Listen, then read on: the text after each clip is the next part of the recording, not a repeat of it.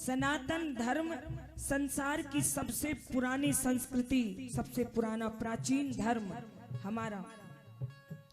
हिंदू हमारी सभ्यता है। हम कहते हैं हिंदू हैं हम, हाँ हैं, पर हमारा धर्म क्या है? हमारा धर्म है सनातन। जितने लोग स्वयं को हिंदू समझते हैं वो हिंदू हैं, लेकिन धर्म है सनातन। ये ज्ञात होना बहुत आवश्यक है। और सनातन धर्म संसार में सबसे प्राचीन है। हमारी सभ्यता सबसे प्राचीन है। जब दुनिया को कै खे नहीं बोलना आता था तब हमने वेद लिख दिए थे। जिन अंग्रेजों के सामने आज खड़े होकर की दुनिया सलूट मारती है, वो हमारी पांडुलिपियां ले जा करके उसको पढ़ रहे हैं। और उनको पढ़ करके उन्होंने हवाई जहाज बना लिए और वो कहते हैं हमने बनाए हैं। पर हवाई जहाज सबसे पहले कहां बना? विमान किसका था?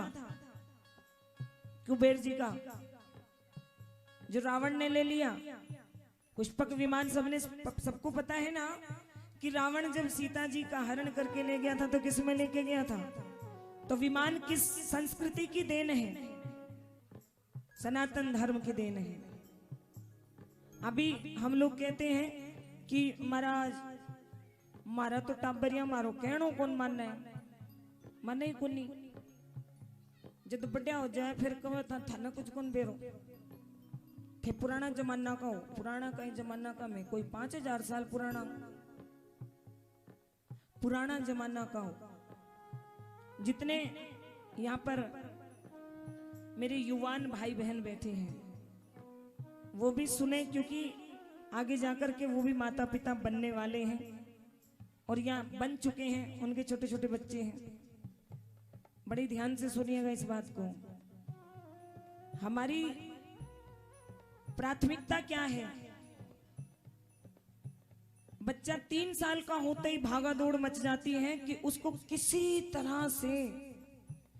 भी तरह से मिशनरी स्कूल में एडमिशन मिल जाए बस। और उन स्कूलों के नाम क्या है? मेरी घोर आपत्ति है इस बात पर।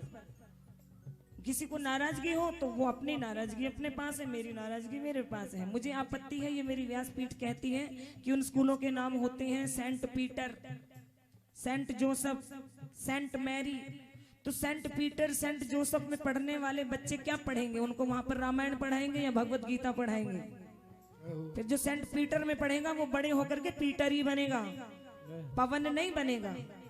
जो सेंट मैरी में पढ़ेंगे उनको कहाँ पढ़ाया जाता है साहब? हमने अपनी आंखों से देखा। कथा में ही हमने पूछा, ऐसे बोल दिया बताओ 25 दिसंबर को क्या होता है? तुरंत एक छोटी सी बच्ची ने उठ करके जवाब दिया क्रिसमस डे होता है। किसी को मालूम है कि 25 दिसंबर को गुरु गोविंद सिंह के 2 छोटे छोटे साहबजादे, एक 5 बरस का और एक 7 बरस का, जिंदा दीवार में चिनवा दिए गए थे। किस लिए? हम लोग समझते हैं कि वो सिख थे, नहीं। सिख उस वक्त कोई धर्म नहीं था, सिख एक पंथ था और उस पंथ पर चलने वाले आज सिख हैं। उन्होंने धर्म के लिए, सनातन धर्म के लिए कुर्बानी दी। सरहंद पंजाब के अंदर है। जिस वक्त औरंगजेब के सेनापति ने उन छोटे छोटे बच्चों से कहा कि तुम अपना धर्म बदल लो, तुम अपना धर्म बदल लो तो तुम जिंदा रह जाओगे, जिंदा बच जाओगे। तो आपको आश्चर्य होगा सुनकर के कि 5 बरस के बच्चे ने क्या जवाब दिया, क्योंकि वो किसकी संतान थे? एक सच्चे संत की संतान थे, एक सच्चे पंथ पर चलने वाले संत की। 5 बरस के बच्चे ने कहा अच्छा आपका धर्म हम ग्रहण कर लेंगे तो फिर हम मरेंगे नहीं, मरने से बच जाएंगे? बोला हाँ। बोले फिर बोले कभी नहीं मरेंगे? तो बोले ये क्या जवाब हुआ, कभी नहीं मरेंगे? अब कभी तो मरना ही है। तो बोले जब कभी ना कभी मरना ही है तो मैं तुम्हारे धर्म में क्यों मरूं? मुझे अपने धर्म में मरना स्वीकार है। ये 5 बरस के बच्चे का जवाब था साहब, कि जब मरना ही है तो मैं धर्म बदलूं और तुम्हारे धर्म में आकर के मरूं? क्यों मरूं? जब मरना है, आज मरना है, कल भी मरना है। अगर मुझे दूसरे धर्म में शरीर छोड़ना होता तो भगवान मुझे वहीं पर जन्म देते कि बेटा तेरा जन्म इस धर्म में हुआ है, तुझे इसी के जरिए जीवन यापन करना है और यहीं से वापस लौट के मेरे पास आना है। तो 5 वर्ष के बच्चे का जवाब था सरहिंद। अब माला से लुधियाना की तरफ जाते हो आप तो तकरीबन 100 किलोमीटर दूर पर पड़ता है, कभी जाओ तो वहां पर। हालांकि मैं ब्राह्मण कुल से हूं और बहुत सारे लोग ये समझते हैं कि जितने 10 सिखों के गुरु हुए हैं वो सिखों के हैं। नहीं भैया, वो पूरे सनातन धर्म के गुरु थे। गुरु नानक देव जी, सिख पंथ तो गुरु गोविंद सिंह जी ने चलाया है और उन्होंने सनातन धर्म के लिए अपना पूरा परिवार कुर्बान कर दिया। कब से लेके कब तक? 25 दिसंबर को 2 बच्चे उनके जिंदा दीवार में चिनवा दिए गए थे। आज के बाद भगवान के सामने ये मुझे बड़ा आश्चर्य हुआ। 25 दिसंबर को हम दिल्ली कीर्तन करने गए तो लोग सेंटा क्लॉज बन के घूम रहे थे, बच्चों को भी लेके घूम रहे थे। क्या भैया? हाँ, और तो और लड्डू गोपाल जी को भी सेंटा क्लॉज बना दिया और फेसबुक पे फोटो में डाल रहे हैं। अरे भैया, क्या हमारे भगवान लड्डू गोपाल जी के स्वरूप में हम पर कृपा नहीं करेंगे जब उनको सेंटा क्लॉज बनाने पे तुल गए हैं हम? हमको भगवान पे विश्वास नहीं है। या तो इधर हो जाओ या तो इधर हो जाओ। आप दुनिया में कहीं भी चले जाइए, किसी भी धर्म में किसी ने कहा जो उनके जिस जहां से वो धर्म शुरू हुआ है, मैं कोई ABCD किसी धर्म का नाम नहीं लूंगी, जहां से वो धर्म शुरू हुआ है उस धर्म के जो जन्मदाता हैं वो कहते हैं मैं तो भगवान का, अल्लाह का पैगंबर हूं। पैगंबर का मतलब क्या होता है? पैगाम देने वाला, जो भगवान का संदेशा लाते हैं। ऐसे ही यीशु मसीह भगवान का संदेशा लाते हैं। सीना ठोक करके कुरुक्षेत्र की भूमि में अर्जुन को भगवान कहते हैं, पार्थ मैं कोई पैगंबर नहीं हूं, मैं ही भगवान हूं। पैगंबर नहीं हूं मैं। ये आपको केवल सनातन धर्म में ही देखने को मिलेगा। एक पग उनका रथ के डंडे पर है और दूसरा पग रथ के ऊपर है और एक हाथ कमर पर है और दूसरी उंगली पार्थ की तरफ है। पार्थ मैं ही भगवान हूं, मैं भगवान हूं। तो फिर हम कहां से, क्यों हम पश्चिमी सभ्यता की तरफ जा रहे हैं भाई? वो तो हमारी तरफ आ रहे हैं।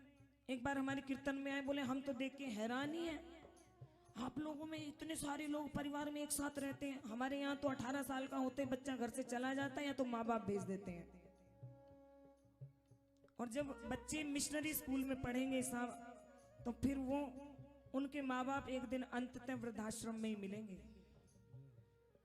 आपने कभी नहीं देखा होगा किसी किसान के बच्चे के माँ बाप जो हैं आपको वृद्धाश्रम में नहीं मिलेंगे। हम मिले हैं, पंजाब में गए, हमने देखा, एक मैया से पूछा, दिल्ली से गई हुई थी, उनके पुत्र क्या है?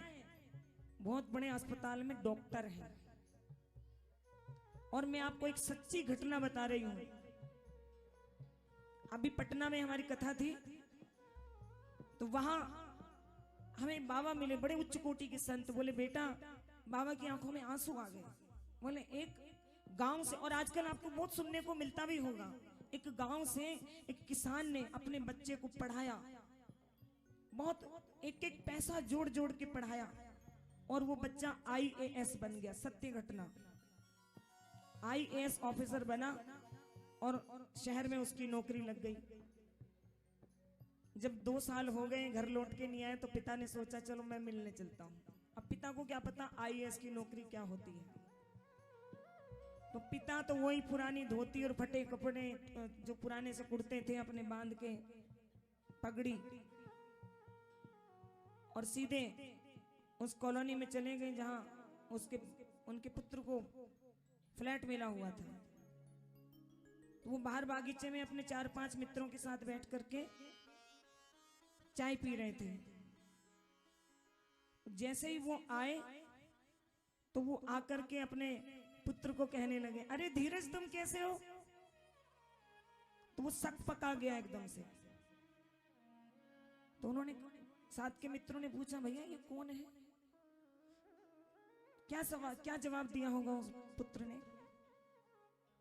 उसने कहा ये मेरे पिता के मित्र हैं, हमारे गांव से आए हैं।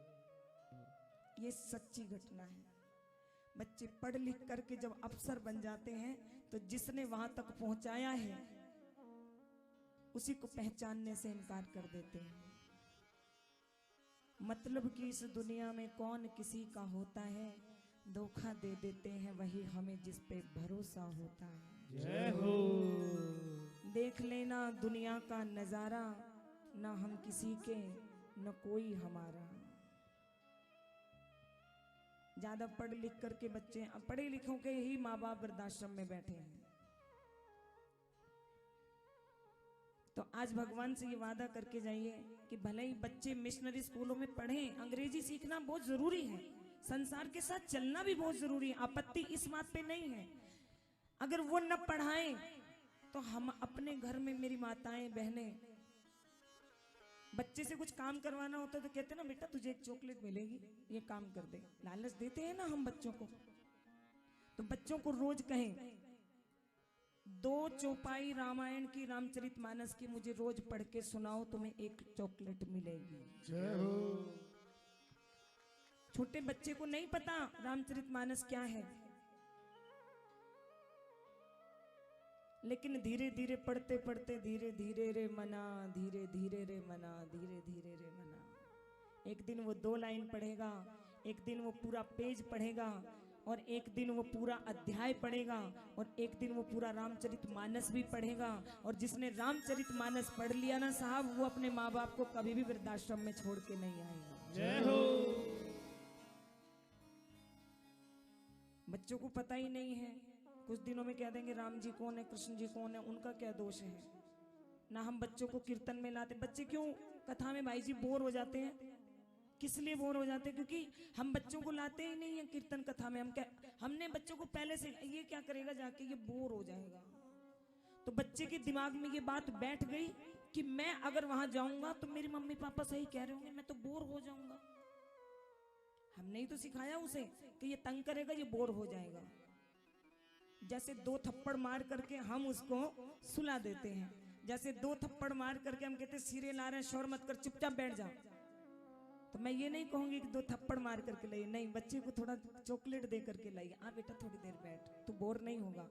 थोड़े दिन हल्ला मचाएगा, स्कूल में भी तो हल्ला मचाता है, लेकिन हमारी प्राथमिकता है कि स्कूल तो जाना बहुत जरूरी है, इसके बगैर तो इसका गुजारा ही नहीं है। लेकिन पढ़ लिखने के बाद भी अगर उस बच्चे में संस्कार नहीं है तो उसका जीवन बेकार है साहब। उसे दोनों स्कूलों की आवश्यकता है। घर में भी आध्यात्मिक शिक्षा दीजिए, मेरा तो निवेदन है आपसे। बाकी आप अपनी मर्जी के मालिक हैं।